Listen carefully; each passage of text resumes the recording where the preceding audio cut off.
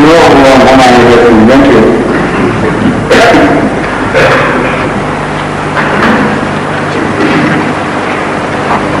That is also not present, huh?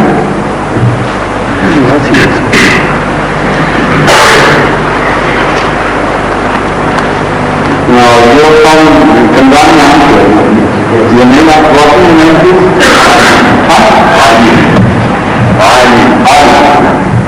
Abdullah no, Ali Said. Ali Said. No. And your family is very much intended on you. Your family is not that. The family is outside family. It used to be. Now yeah, alhamdulillah. When you became an army, they were very hostile. Yes. One day, they were a part of our family who became an army. That's right. And who picked you? Well, I would say some request from my uncle who lived in the night. He is a part of the factor, yeah. You are the best one? Yeah. So he gave me some literature. And how old were you? By then I was 19. Yeah. And you decided how long did it take you to live in the fire? It took me about 4 years. You think so? Then?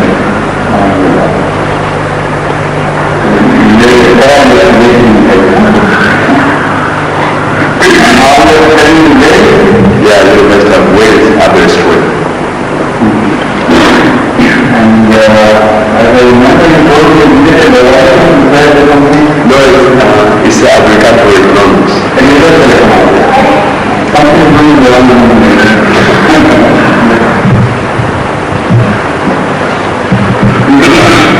What about the friend you suggested that you would like to make some friends here or an answer question answer session or something? Now did you give a page to them? Yes, I did. You did? When was that? Before I did. So did anybody hear that case or tell you with the experience? Yeah, several friends had them and actually one of them came to me and because I hadn't listened to them. Yeah, I gave them so that they could copy them for me. So one of them came to me and told me the questions that they were asked and the answers they could get. And actually they were very much pleased with the answers. They are doing it actually. The case is recorded a conversation with the Cambridge student who came a few days ago. During the end of the Ramadan, a group of Cambridge students who said she had told some English in some Pakistan language studies. And we spent about 5 hours together. It was a very complex just an answer. And that recording I think should be available. Was it not recorded? It is. Is it online? Huh? It is not available? That's the next thing. Come on. Then there is nothing to be checked now. And where you must be there, where should be able to take? Everybody listen to it and do. We ask this so only important. Give me a copy of that to the Ali because those were the questions asked by university students. And the same perhaps as the question which are educating the mind in the University of Wales and other places. Because when the students think alike, they may be more interested in such questions when the questions are in this form. At this form, most of the analyses ask questions. And they were all non-analyses, so I think those questions may interest them more. You follow that one? Yes, please. You should while now it is absolute self-desire to the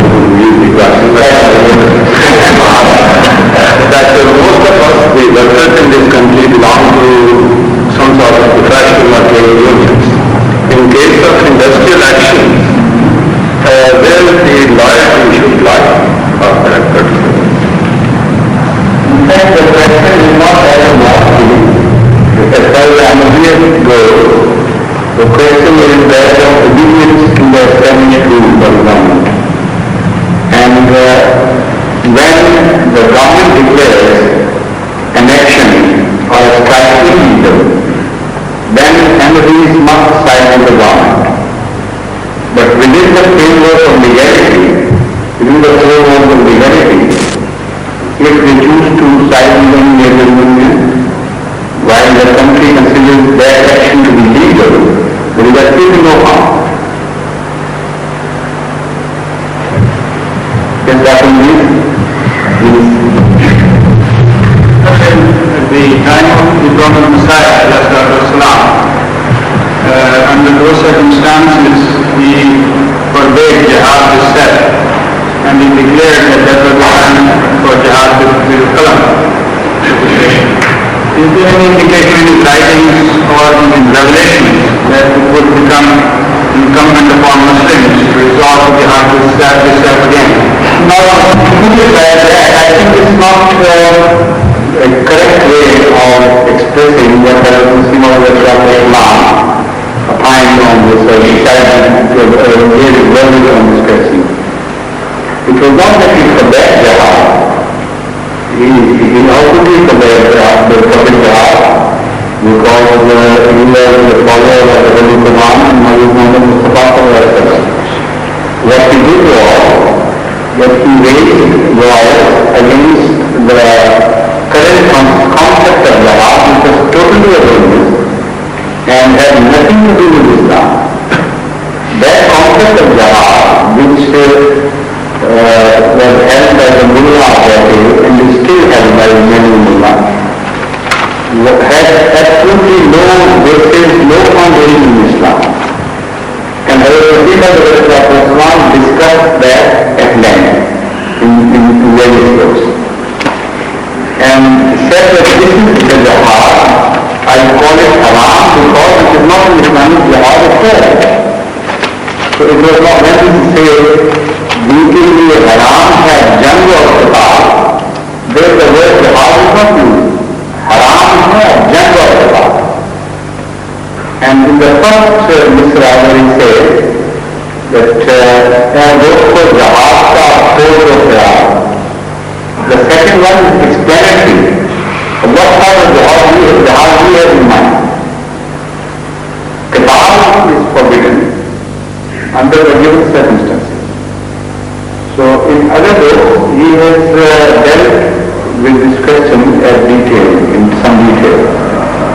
And he says that in terms of Islam, that if the conditions of jihad, which we enumerate from the Holy Quran, are at any time in future present, if the conditions of jihad are present, then jihad will be as much content as it ever was. But because conditions were not in existence, so the jihad automatically was not binding on the Muslim. In fact, it was forbidden because without conditions it was naturally forbidden.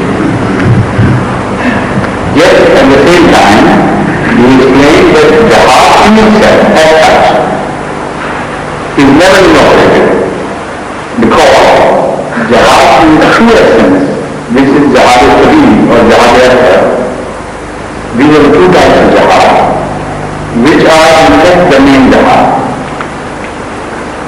You will be surprised to find from the Holy Quran that in reference to the qital or defensive war of Islam, there is this jihad is never been mentioned. The word jihad is not mentioned there at all. Chahe the jihad al-Kabira, that is mentioned only in reference to the jihad in the Quran. That is, you wage war or ideology of truth versus darkness, or versus falsehood, or light versus darkness, with the help of the Holy Quran. So that is the main jihad. So this is why once returning from a defensive war, our Muhammad Mustafa told his companions that now we are returning from a smaller jihad to the bigger jihad. And there he meant the jihad of improving one's inner self and rectifying one's soul and purifying one's soul. So that is the habit of me. And the habit aspect is preaching through the Holy Quran to the non-Muslims. You understand the right order? Jihad kabir और jihad asghar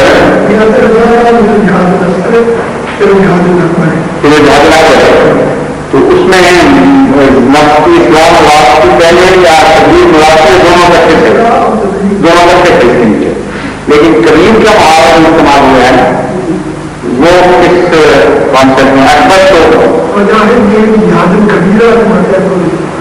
अमुक वो तो दोनों exactly हाँ. So there is no distinction between Kabir and Akbar as far as the application is concerned. Of course, there is slight difference in the meaning and connotation of the word, but as far as the application goes, it's one of the same thing. You can call it Kabir or Akbar. It will cover both your inner training and purification as well as preaching through the Holy Quran. So that is the solution to the concept.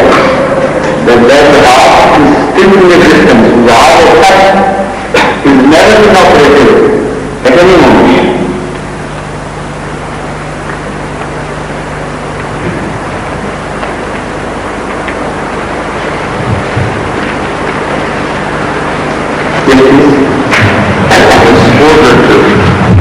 All kinds of questions can be asked related to Ahmadiyyat and Islam.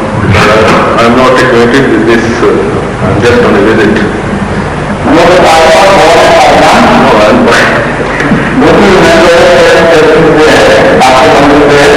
I am not born in Qadian. No, not in Qadian.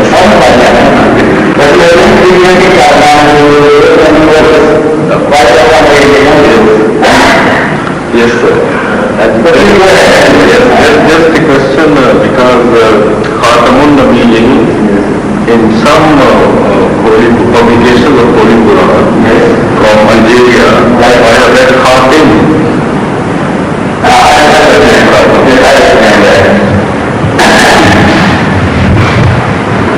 There are certain class of the Holy Quran and rare ones in which the same words are used with different inflections. And this is one of the illustrations. In Khatam 2, in somewhere Qiraat, this inflection is mentioned. Instead of Khatam, Khatam is said. But the accepted one, at the time of Hazrat Usman,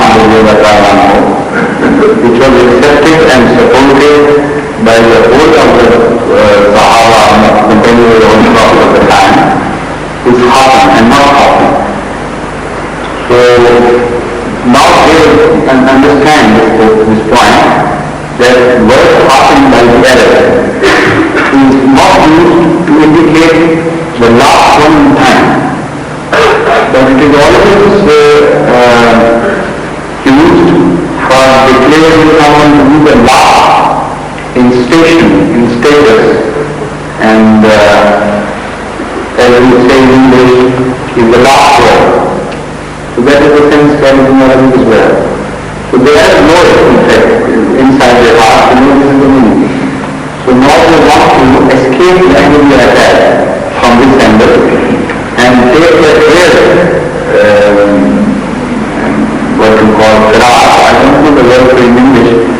How should the Qiraat be translated in English? Anybody can suggest? Huh? No. Inflection, I suppose. No.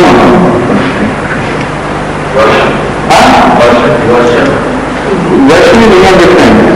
Inflection would be better. Inflection is the correct word. Yes. So it is one of the inflections of the word Khatam, which does not mean the best. So when we use that, when we escape from enemy attack and take resolve in this inferior version, then it is what we insert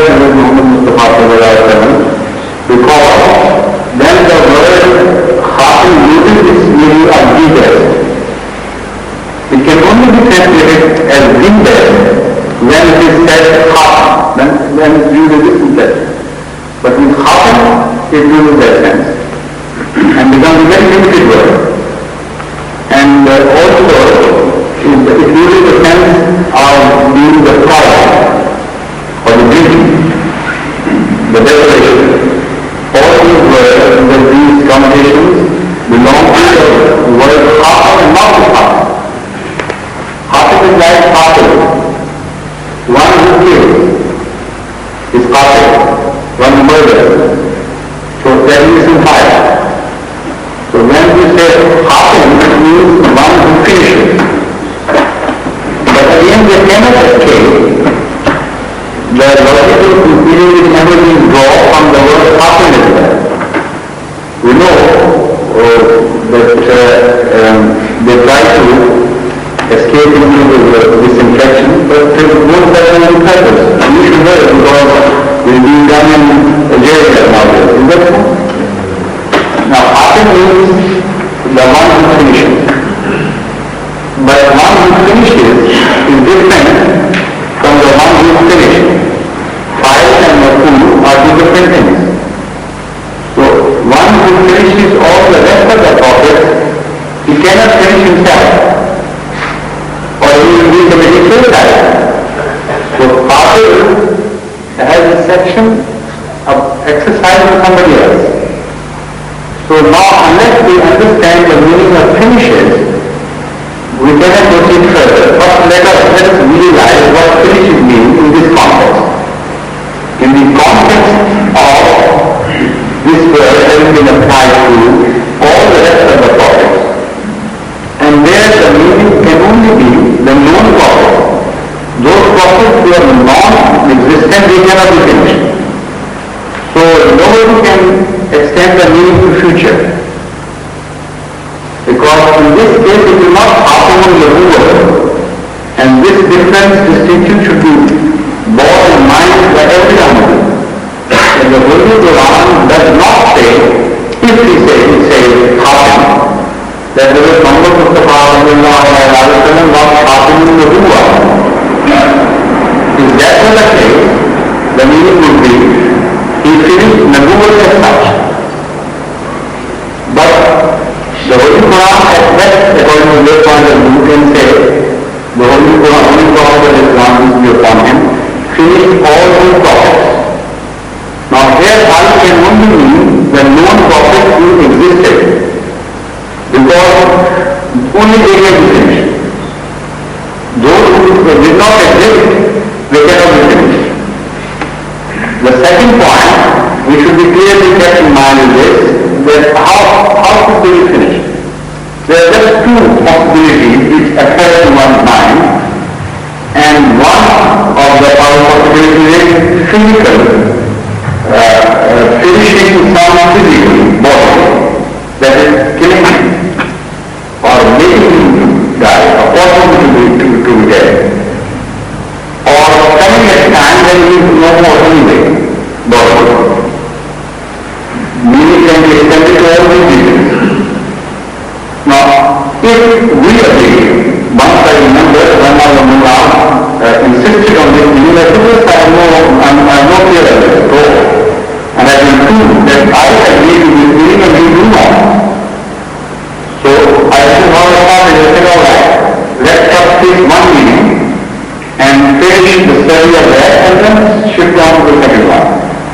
So one meaning is physical, causing physical death, or having come at a time when they were already finished. No other concept comes to mind. I mean, extend your imagination and you can't think of anything. So, I told him that you don't believe in this meaning. Because all the rest of the prophets had died anyway on their own. There was just one test case of Hazrat Isa. He was still alive according to your belief when this verse was revealed. And that was the only time available to the Prophet, according to you, he failed to kill him. While Hazrat Isa watched him having been born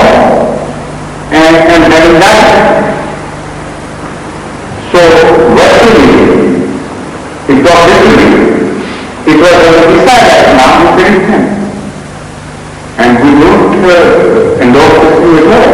We can't support this concept because it's insulting to religious also. So let them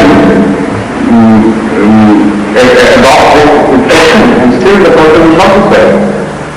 The second meaning of finishing, which is in fact the meaning to be preferred in this context, is to finish in effect, to finish in its in beneficence and in all the objects that the prophets come to serve. If a prophet is said to have finished some of the prophet, it can only be in fact metaphorically to explain that the older prophet has ceased to exist spiritually in the sense that he will be of any benefit to mankind in any way because he is finished in his office.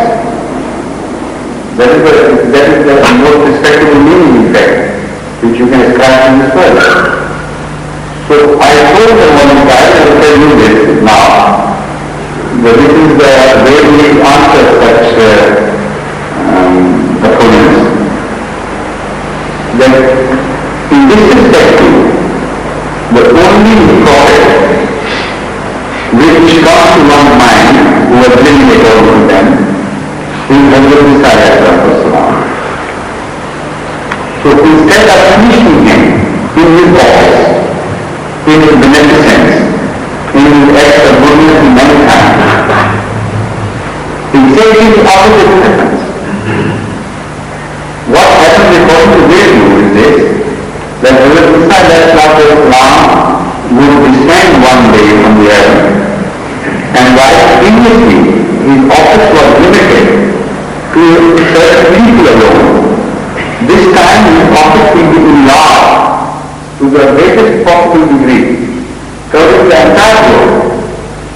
A prophet was described by the Holy Quran to be a prophet of Israelites or Bani Israel. The Rasul is the Holy Quran version. He suddenly found to be addressing the whole mankind.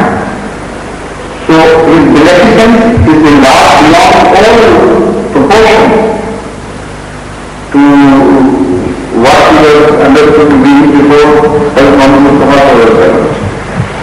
And we come at a time when the Ummah of Muhammad Mustafa cannot survive without his help.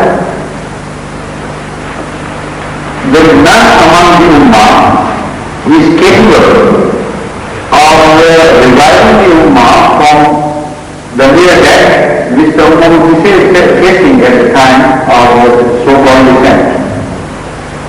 So Hazrat Muhammad Mustafa the benefit has come to an end according to this concept.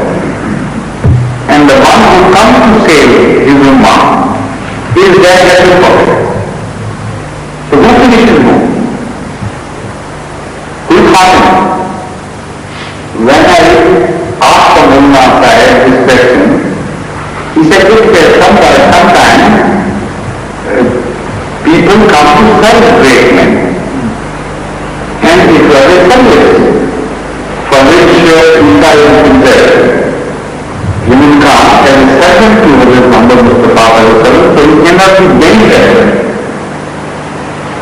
So that is one of the views, but we further analyze and then we will explore this entirely. The fact is that of course sometimes some great people accept services of small people. Sometimes even the kings accept small gifts at the hands of the poorest of the subjects. But they don't need them. When they accept, they are the very factors because they accept it without requirement. And to oblige them, they accept what they do not need and come as if under their act of goodness or ihsan or obligation or obligation. And they accept this position of coming under obligation.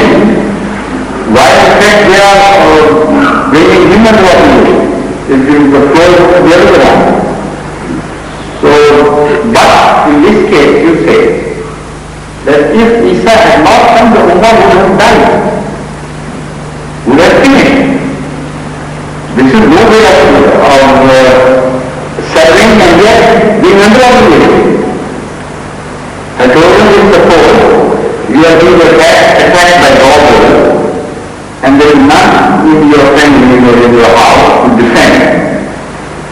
And a neighbor comes to your help and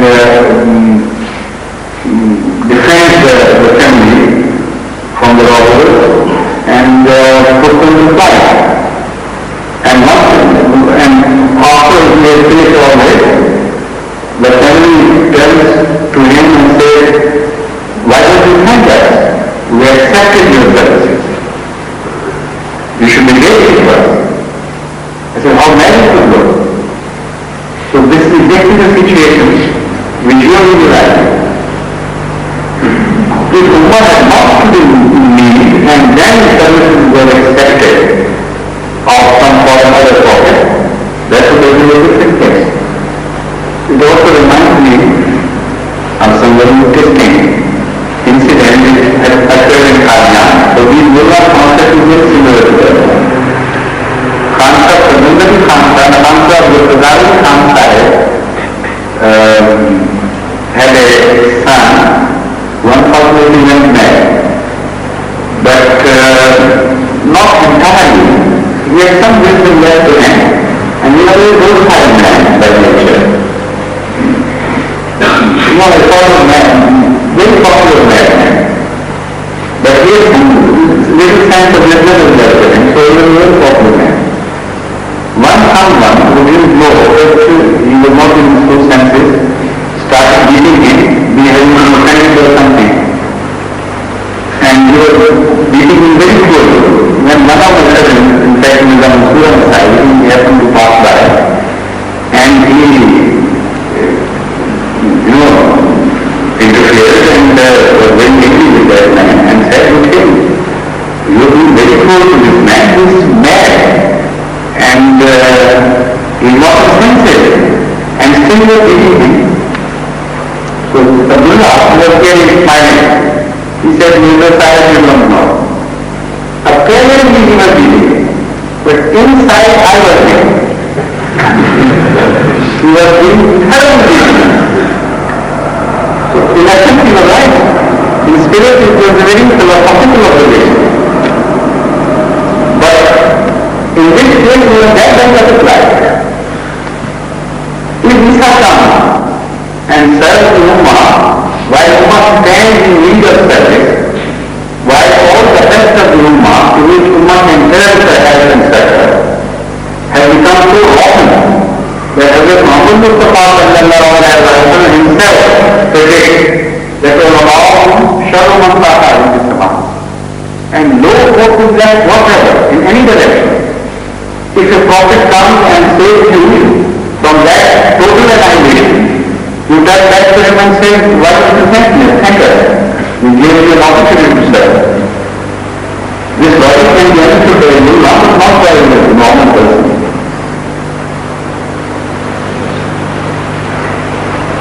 So two questions.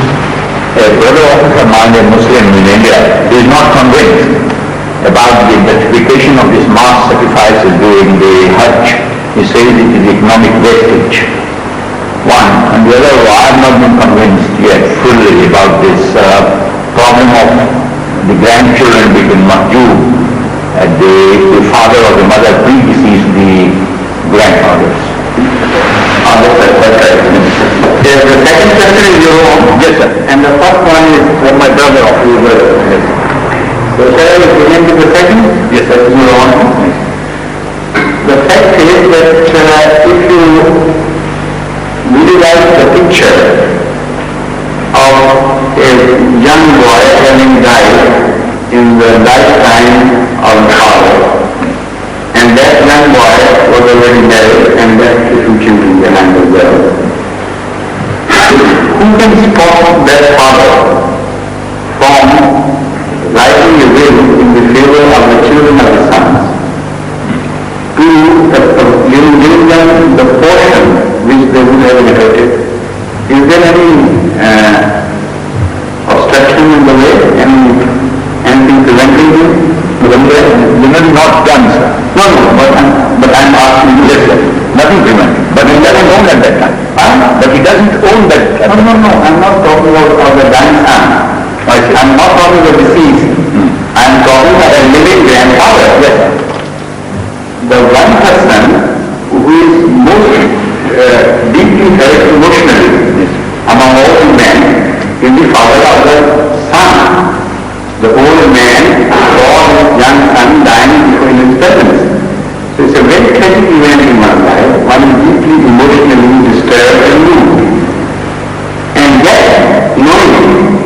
unless he says so, the poor children of that son will not inherit anything. But it is in his power to say so, and that is where we should be carried. And he does not. Why can't he? Why does not he? Do you have more sympathy with your children than the father himself, the grandfather himself? No, he should have. He should have that. So, he is the right person. So, he is not prevented from doing it. Why automatically this is not carried forward? There is a very deep philosophy governing over us. And it's a matter of principle. Why automatically the children do not inherit, and the grandchildren do not inherit automatically. But it's left to the decision of the grandfather, who is not prevented from writing a will or giving in his lifetime anything he wants to those children. According to the portion, they would have normally inherited, not beyond that. But with that permission. But the philosophy is that according to Islam, while a man lives, his children do not have a share in his property, and he is the sole proprietor, and the children have no right to interfere in the property of their father. It is an act of goodness enough to look after them, to provide them with the means of livelihood, and to give them opportunity to study and grow into a better manhood. All this is done in grace, not as an inherent right. The property belongs to the person who owns that property, as long as it is. So, if he has the children, one of his sons has died during his lifetime, he died a pauper if he did not have a property of his own, because he had not yet inherited the property. So it was a legal issue. If he were to be given the right of that property during the lifetime, then he becomes a shareholder. Then he can govern that property in his lifetime as well. So because the principle was hit, so this attitude was adopted, and this is the most sensible attitude one could adopt. Correct. You understand the point? The Hindus have made a compromise. The recent Hindu law enacted. This is from the time of inception itself. The son becomes a sharer in the ancestral property, not the acquired property of the father. But these final things are sense and fact, Yes. After all, the man-made law is man-made law. But the law of the Quran is perfect, and it's based on sound principles. Science enough, like this. And the second question was, please, that he was not convinced about this mass sacrifices during the Hajj. So considering it is not waste. Yes. Now, let's first concede the point that the whole thing is wasted. While I don't agree in fact that everything is wasted, but such waste, what is a waste? First that has to be analyzed. A waste is something which you use without giving either in terms of kind or in terms of value, anything against that law. That is how I can define waste. If you gain something in time, physically, that is not a waste. If you gain something spiritually and in value, that is not a waste either. For example, when you give a gift to somebody, as far as you are concerned, it is gone. But it is not a waste, it is a gain. But here one can say that after all, the gift which you gave to somebody was used by somebody. So in essence, that thing was not a waste to either you or to him who received it. But there is a distinction that the thing which you gave, that is wasted in the sense that it is of no use to anybody, and the life is wasted. So that is now a broader question. this question. So much life is apparently wasted daily, and so much food is apparently wasted daily, without any apparent value gained in any sense. So that we can call appropriate, of course, if it is wasted at all. But if the waste is made necessary, because you, in fact, you do not want to destroy the thing, it is a situation in which that thing cannot be put to any usage. That waste is waste of compulsion. For example, billions worth of ammunition is being dumped in the world. That is a waste. But a waste of compulsion. And the principle is fair thereby. So let us see whether in this case, if this is an entire waste or a waste of compulsion, or some value is gained. So the fact is that according to the Holy Quran, to teach man the spirit of sacrifice is one of the fundamental things for which man is born.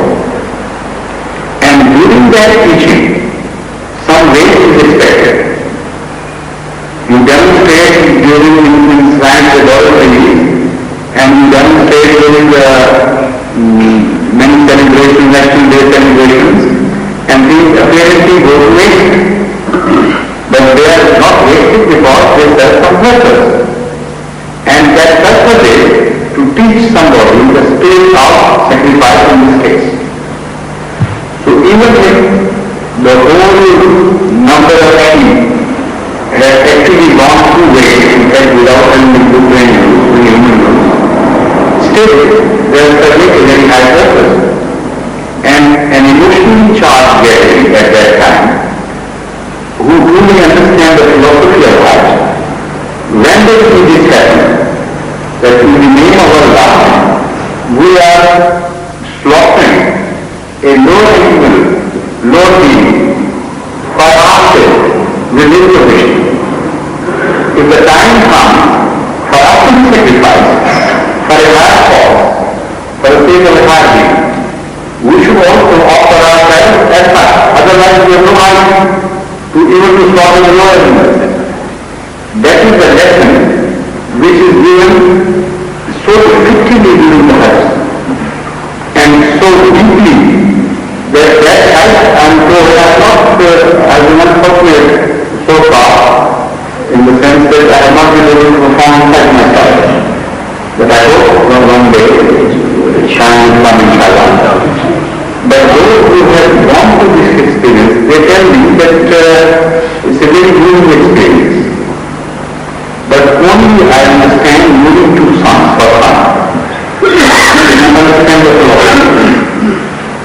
The others have told me that it appears to be a huge waste and nobody cares for it, and everyone wants to get rid of this burden and slaughter the thing and run away, and the whole scene appears to be odious. So the same thing is seen by different people differently. So this is why I lay stress on this. If you follow the spirit of the Holy Quran and understand the philosophy of sacrifice, then it is not a waste. If you do not follow it and you are performing it without you are following the spirit of that sacrifice, then everything is waste. And there is no denying that. Then even your rosa is waste. All the sacrifices we offer are waste. And this is exactly what has been said by Hazrat Muhammad Mustafa himself. So I am only concerned when the Holy Quran is followed in spirit. In that sense I can prove that it is not a waste. But when the majority ceases to follow the Holy Quran in spirit, and a waste is the resultant phenomena, a natural result of this lack of understanding and lack of following the Holy Quran in spirit and in letter, responsibility is neither that of Islam nor of mine. So, what waste appears to be to people today is because of that. It in fact has become a human waste. Because those slaughter animals are not put to any use in most of the cases. Can't this meat can be organized? No, I understand this. And the value for which this sacrifice was justified, even if it was tenfold in its number, it could have been easily justified if it had generated that emotion, that spiritual emotion, and had given that direction to one's thought and emotions. That is like it. So, of course, in that sense it's erased. But now realize yourself, our time when Ahmadis have the control of Khana Kaaba, and it is done under Ahmadiyya regime. I am quite certain not a morsel of that thing will be permitted to go waste. It is the human attitude to that sacrifice which is responsible for that waste, not the organ itself. Immediately, as the time has come, the communications have improved. This is why much larger people in number go there. And this is why the requirements of the people have fallen short of what they get in the form of meat. So, the subject goes, this is a simple story. But at the same time, while the communication is improved, also the method of preservation has improved. And not to make use of those methods, and to be so careless as to see Allah's product go away. That is not the fault of the Holy Quran. That is the fault of the people who are organizing things and so carelessly. So if Ahmadiyyas were to organize these things, this objection will never be raised in the first place. It will not be a waste in kind or in spirit. In both these senses, inshallah, it will not be. Yes?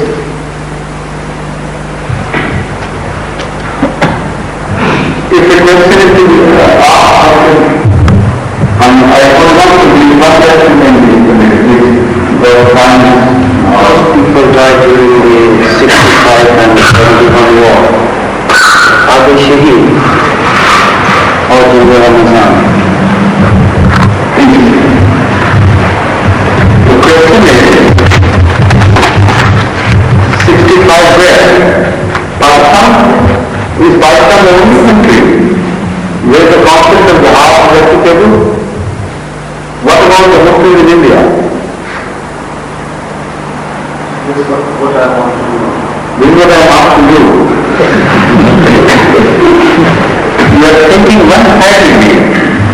Having been born in Pakistan, you think this is the entire world of Allah's creation. And this is the only country where the Holy Quran applies. And you are forgetting the next door later, there is a greater number of Muslims live than in Pakistan. You are completely forgetting the fact that the number of Muslims living in Bihar today is larger than the number of Muslims living in Pakistan. Is that what that 40 crores, sir. 40 crores, right? And what is the population of Pakistan in that population? Including the so-called non-Muslims? About 9 crores. Less than 9 crores. Less than 9. So that community is completely forgotten. The Holy Quran is not for them. So what about those Muslims who came to fight in Pakistan on behalf of their country? Were they shaheed? Or both themselves each other? But that is not the point. The situation like Iran and Iraq. So there are many connected with each other. In fact, the closest resemblance to Shahada in such cases would belong to those who are being ill-treated and have been fought against without justification. Such people, if a country can give them to be entirely on the right, and in defending the cause of that people of that country are defending the cause justifiably, and the other country is really